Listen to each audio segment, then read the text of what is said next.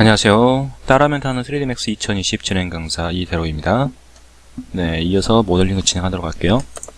네, 이쪽 창문 모델링을 하는 게 좋을 것 같죠? 네. 자, 창문의 형태를 한번 봐보겠습니다. 어떻게 생겼는지.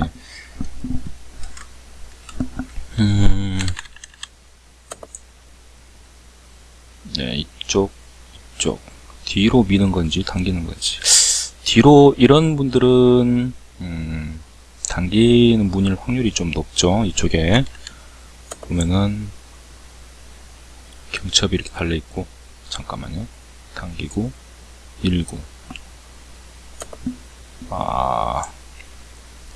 당기면 블라인드에 닿고 밀면 비가 들치고. 얘는 좀 당길 확률이 높은 그런 문이네요. 프레임이 이렇게 있겠고, 이중 프레임. 유리는 보통 3중창 요새 많이 쓰죠. 유리 안쪽에 3개 겹대가지고 들어가는 것들 많이 쓰죠. 모델링 할 때 여러 문의 형태가 있잖아요. 사실 이제 문은 이런 유리창 같은 경우는 여러분들이 그 유리창을 정말 디테일하게 표현을 하지 않으면 안 될 경우가 간혹 있지만, 거의 대부분은 이제 느낌을 이제 보려고 하는 경우가 되게 많아요. 그래서 이런 모양을 대략적으로 만들어 가면 된다는 거죠. 대신 이제 유리 정도는 이제 3중창으로 들어가는 게 물리적으로 잘 나옵니다. 작게 해주고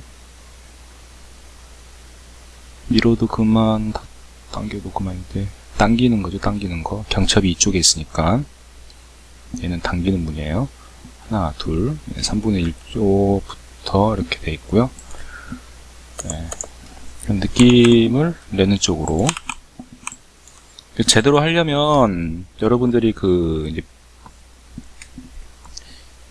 디테일하게 하려면 한도 끝도 없거든요. 한도 끝도 없어요.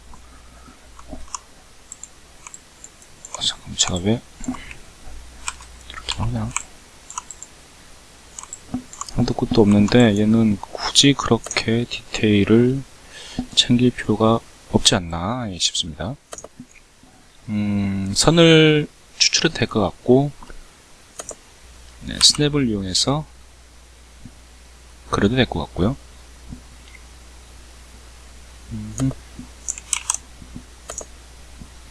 도리도록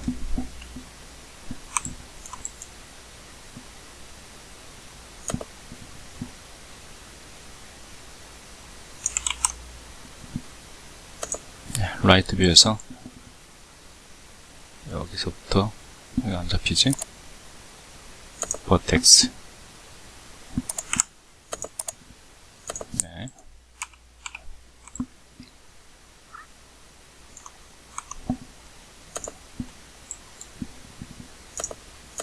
도리도 끄고, 여기서부터 여기까지 이렇게 그리면 되겠죠?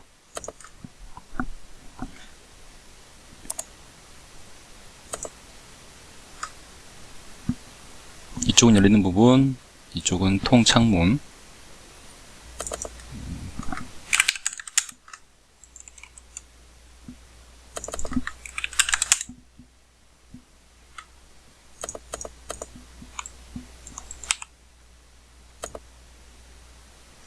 바깥쪽으로 이렇게 밀어놨습니다.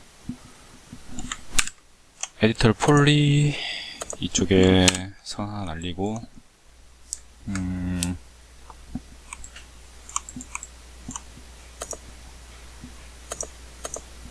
플립 노멀로 이렇게 바꿔주고요. 얘를 어떻게 하면 조금 더 괜찮은 모델링이 될지 생각 중입니다. 안쪽으로 들어가는 것이니까 쉘을 먼저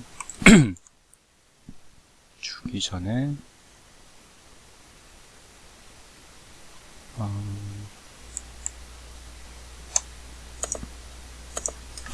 일단 삭제를 하고 쉘을 먼저 줄게요.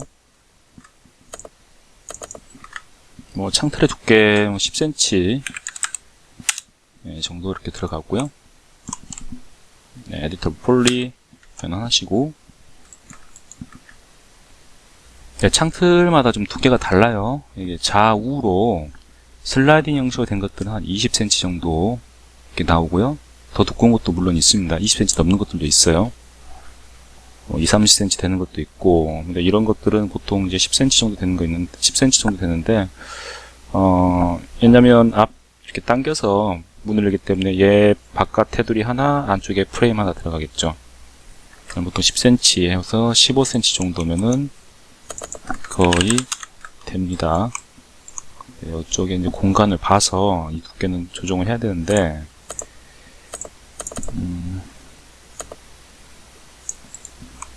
다행히도 저쪽에서 힌트가 있네요.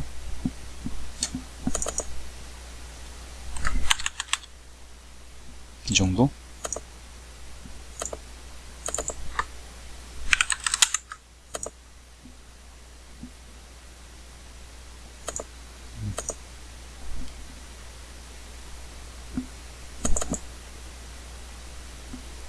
야, 이거 바깥에 외벽이 있는 것 같네요. 바깥에 외벽이 있는 것 같아요. 그쵸? 크게 중요한 게 아니니까 일단 이 정도 하고 넘어가도록 하겠습니다. 쉘 잡히기 전에 인셋부터 하고 하도록 할게요. 쉘은 날렸습니다. 인셋 하려고요. 인셋 프레임이 두께 10cm 정도, 10cm, 5cm.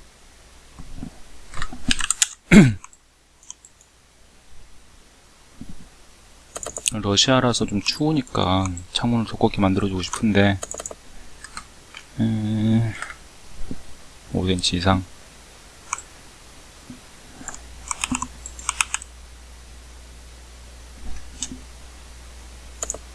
참고 이미지를 보가면서 지금 프레임 두께를 생각을 하면서 모델링 하고 있어요.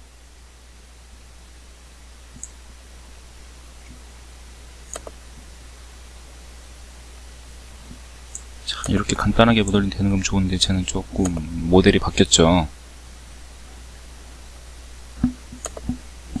보통 이제 그 스펙북이라 해가지고 스펙북을 주면서 여기 들어가는 창문들도 다 나와요. 자, 잠시 보여드릴게요.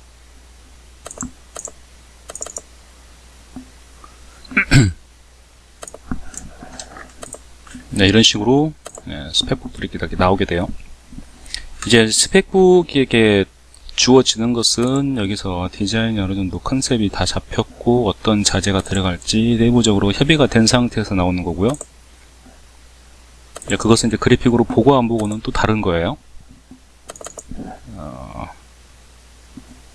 자, 얘는 라이팅에 관련된 것들 스펙북에 이렇게 쭉 나오죠. 네, 이렇게요. 모델명도 나오고 회사 이름도 다 나와요. 이거 안 하고 하는 건설 회사도 물론 있어요. 좀 작은 건설 회사인데 좀 답답합니다. 그럴 때는요. 그래서 제가 보여드리는 거고요. 몇 라이트로 했을 때 이렇게 나온다라고 이렇게 예시로 나온 거죠. 이거 화장실에 들어간 라이트네요.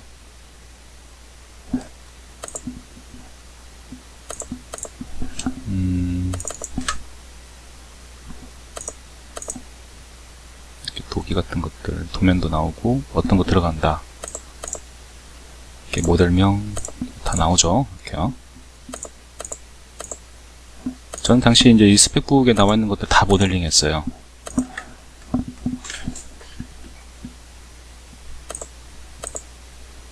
그 당시에 좀 많이 힘들었죠. 그래가지고요.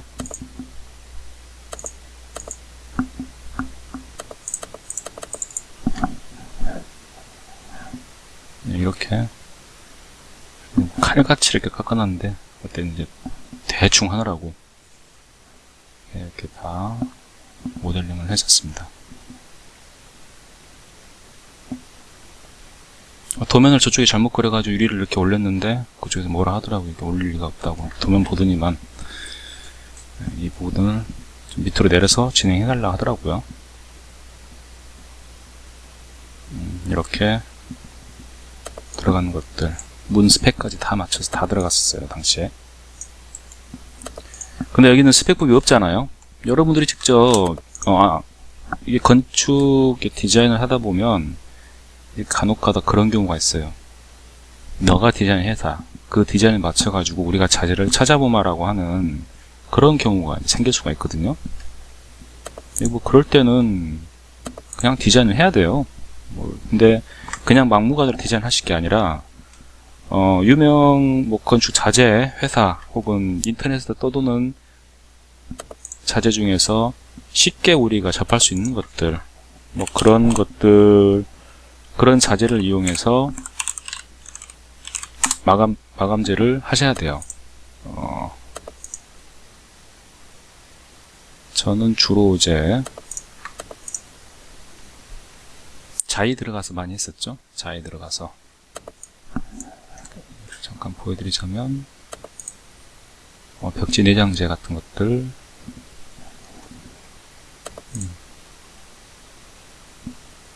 이런 벽지가 있으면 여기서 이제 다운을 받아가지고 패턴을 추출을 해서 나오죠. 이렇게요.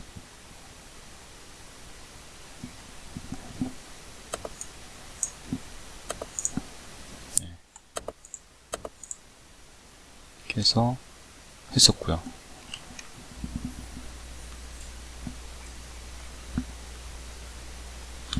혹은 인테리어 스톤 같은 것들 나오면 오로라가 뭐냐, 이런 거구나 하면서 색깔 맞추고, 처음에 여러분이 디자인 컨셉을 잡을 때 일단 색상부터 잡고, 분위기 같은 거죠. 분위기, 형태하고 색상 잡고 이제 시공 자재를 끼워 넣는 겁니다. 공간을 딱 보고 거기서 아이디어가 생기면 바로 진행을 할 수가 있고요. 이제 각각 회사마다 그 특징이 좀 다르긴 한데요.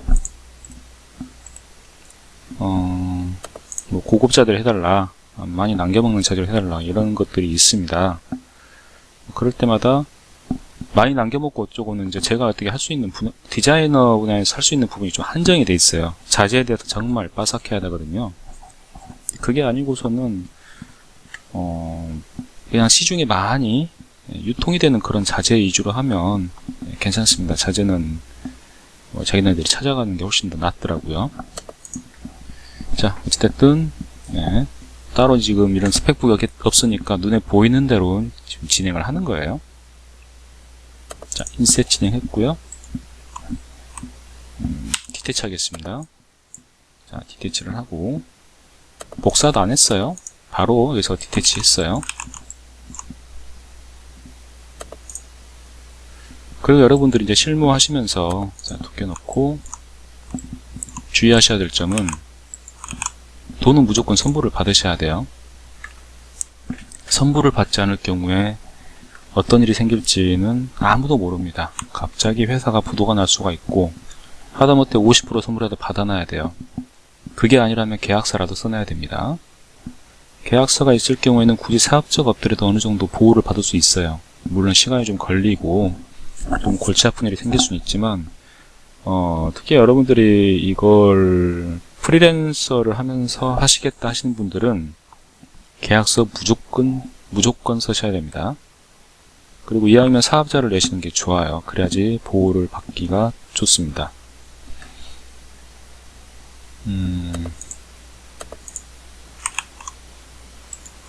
세상에는 정말 신박한 분들이 되게 많아서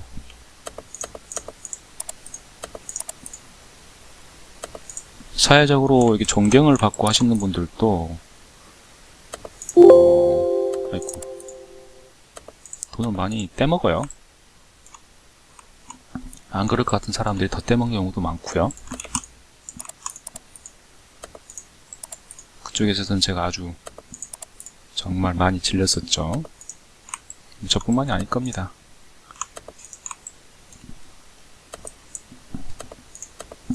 안정장치는 여러분들이 직접 이렇게 챙기셔야 돼요.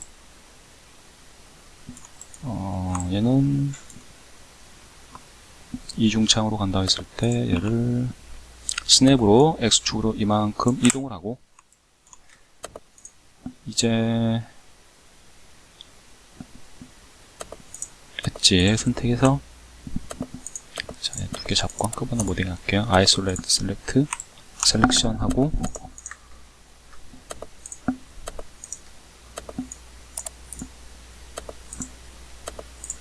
네.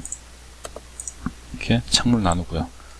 웃긴 거는 이제 대형 회사들은 돈 떼먹을 일은 없는데 서로 어렵고 그런 회사에서 좀 돈을 많이 떼먹어요. 이미지 같은 경우는 절대 미리 주시면 안 됩니다. 무조건 돈을 받고 이미지는 주셔야 돼요.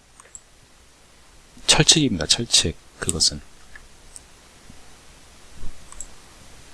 그걸 어기고 나서 나중에 돈을 받았네 못 받았네 하면 이 바닥에서는 뭐 거의 바보 취급 당하는 거예요. 아직도 우리나라에는 그런 좀 쌍팔년도식의 어떤 건축 문화가 좀 남아 있어서 좀 주의를 많이 하셔야 됩니다. 자, 얘 잡고 어떻게 생겼나요 또?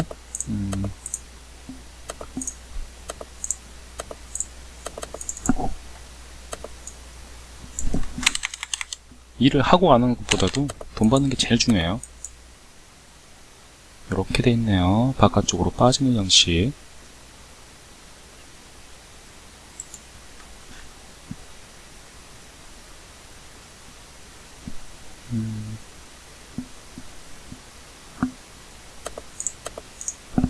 푸시 한 번 더 볼게요. 푸시.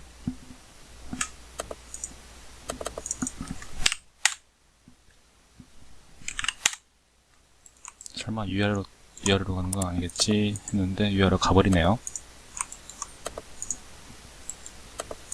그럴 때는 얘를 옮겨야죠. Y축 방향으로.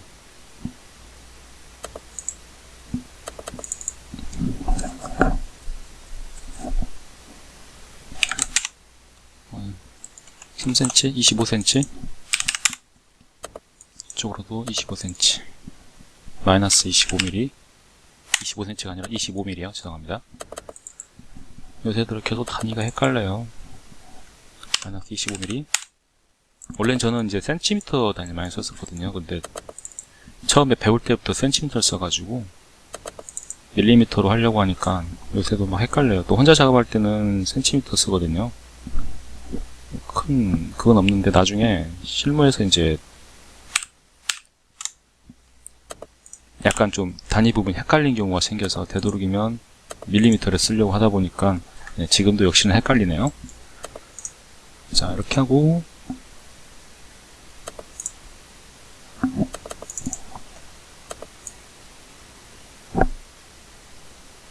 뭐 중간에 뭔가 기둥이 있어요. 기둥 같은 게 있는 것 같기도 하고 아닌 것 같기도 하고. 저런 것도 보통 기둥 없거든요.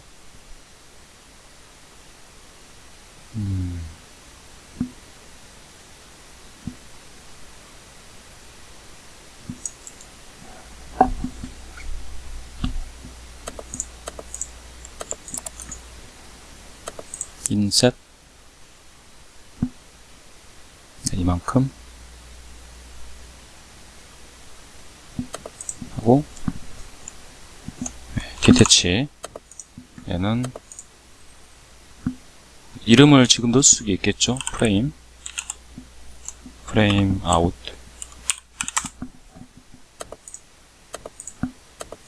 작업 혼자 하시는 분들은 이 이름 자체를 아주 뭐 디테일하게 넣을 필요는 없고요.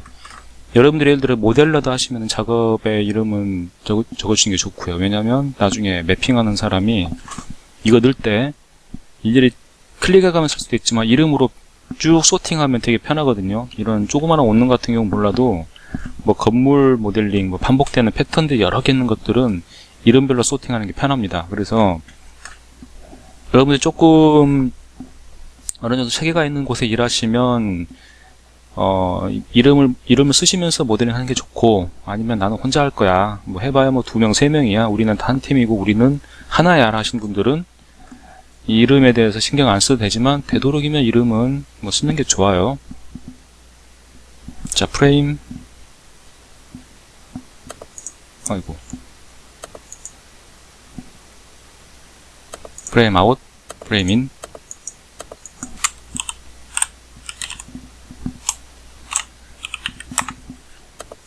얘는 뭐 인도어가 되겠죠. 얘는 글래스.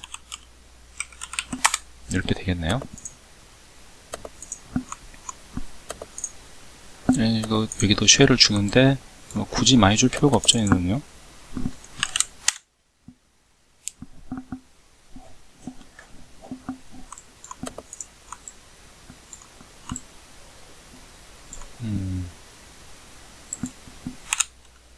스냅 줘서 일단 스냅이 아니라 일단 뒤로 빼놓을게요. 자, Y축 방향으로 1500 정도 해가지고 모델링 방해 안되게 이렇게 빼놨습니다. 자, 제가 얘를 스플릿 했죠? 네, 스플릿 했기 때문에 다 따로따로 잡혀요.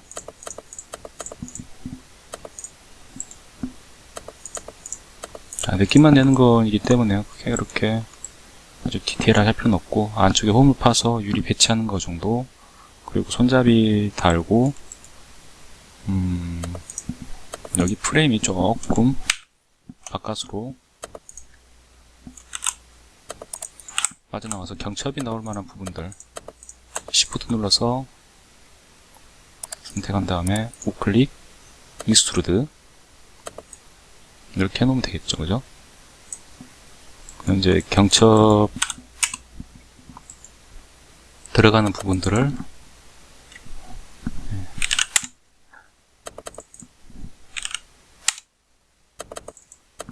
버그가 가끔 있어요.